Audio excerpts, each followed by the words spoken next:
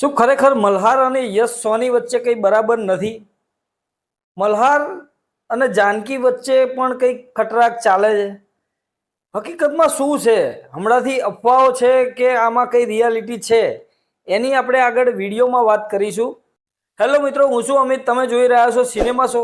Cinema show પર આજે ચર્ચા કરવી છે ગુજરાતી ઇન્ડસ્ટ્રીના સૌથી મોટા કલાકાર કહી શકાય, જેમની ફિલ્મોથી આમ તો જોઈએ ને તો ઘણી બધી ફિલ્મ ઇન્ડસ્ટ્રીને ફાયદો થયો. ગુજરાતી ફિલ્મ છેલ્લો દિવસ કોણ ભૂલી શકે, જ્યાંથી ગુજરાતી ઇન્ડસ્ટ્રીનો એક નવી ઓળખ મળી છે. એની સ્ટારકાસ્ટ મલ્હાર ઠાકર, યશ સોની, મિત્ર ગઢવી, જાનકી બોડીવાલા, આ ઘણા બધા કલાકારો આ ફિલ્મમાં હતા. અને આ ફિલ્મથી આ કલાકારોને એક નવી જ ઓળખ મળી ગઈ અને ગુજરાતી ઇન્ડસ્ટ્રીના સુપરસ્ટાર થઈ ગયા. મલ્હાર ઠાકર, યશ સોની, મિત્ર ગઢવી આ ત્રિપુટી ફિલ્મમાં હોય એટલે ફિલ્મ સુપર હિટ હોય એ ફાઇનલ છે. મલ્હાર ઠાકરે હમણાં એક પોડકાસ્ટની અંદર ખુલ્લા મનથી વાત કરી. મતલબ કે આમ જોઈએ ને તો એ ખુલ્લા મનથી હંમેશા વાતો કરતા આવ્યા છે. ફિલ્મ ઇન્ડસ્ટ્રી વિશે પણ ઘણી બધી ચર્ચાઓ કરી છે, એની પર્સનલ લાઈફ વિશે પણ કરી છે. અને એમના મિત્રો, ખાસ કરીને ગુજરાતી ઇન્ડસ્ટ્રીમાં એમના મિત્રો કેવા છે, એમના લગ્ન જીવન વિશે વાત કરી છે. એમના લગ્ન પછી ફિલ્મો હિટ જઈ રહી છે એ બાબતે ઘણા ખુશ દેખાઈ રહ્યા છે. ફિલ્મોના ક્લેશ જે થાય છે એના વિશે પણ વાત કરી છે. ઇન્ડસ્ટ્રીના લોકોને પણ એકદમ સાદાઈથી કહી દેવામાં આવે છે કે આ ક્લેસીસ કેમ થાય છે, શું છે. એમાંથી એક વાત એવી છે કે એની ચર્ચા અત્યારે ઘણી બધી થઈ રહી છે. મલ્હાર ઠાકર અને યશ સોની આ બંને મિત્રોની દુશ્મનીમાં ક્યારે ફેરવાઈ?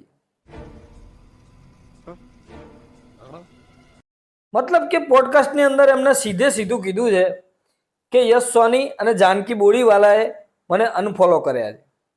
એ અનફોલો કેમ કર્યા છે એના કારણ આપતા જણાવ્યું છે કે એ એમને એક્ઝેક્ટલી ખ્યાલ નથી, પણ એમને એવું લાગે છે કે કંઈક બનાવ એવો બન્યો હશે કે અંદરથી એમનાથી દુઃખી હશે કે એમની સાથે એમને બેલેન્સ નહીં જળવાતું હોય, અથવા તો એવું પણ હોઈ શકે કે એકદમ સામે બોલી દેવાની ટેવ છે એના લીધે કદાચ એ લોકોને મારાથી દૂર રહેવું છે.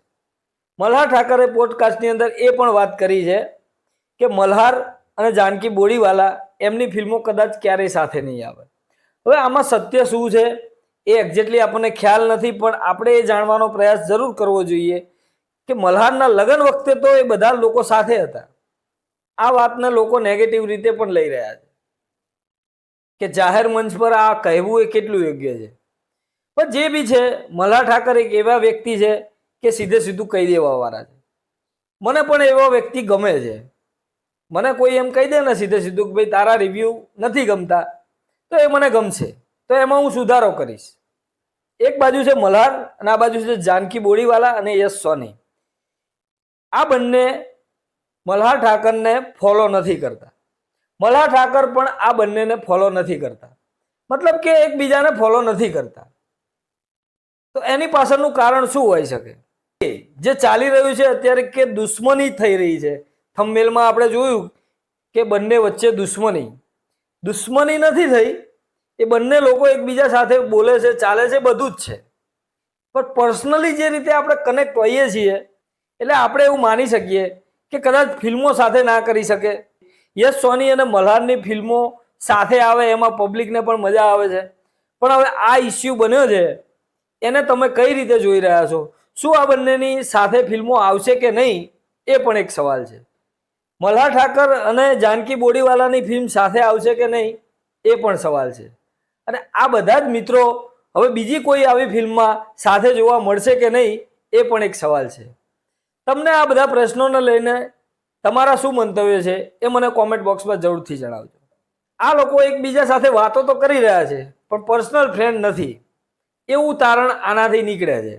પોડકાસ્ટની અંદર બીજી પણ વાતો કરી છે એમને કે ઇન્ડસ્ટ્રીની અંદર શું ચાલે છે, ક્લેસીસ વિશે લોકો શું માને છે. કઈ મોટી ફિલ્મો આવતી હોય તો એના વિશે લોકો લખતા હોય છે, બીજી ફિલ્મો આવતી હોય તો એના વિશે કઈ લોકો લખતા નથી.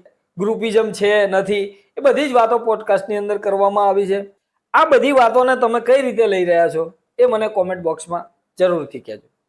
મળીએ મિત્રો નેક્સ્ટ વિડીયોમાં નવી ફિલ્મો સાથે સિનેમા શો પર.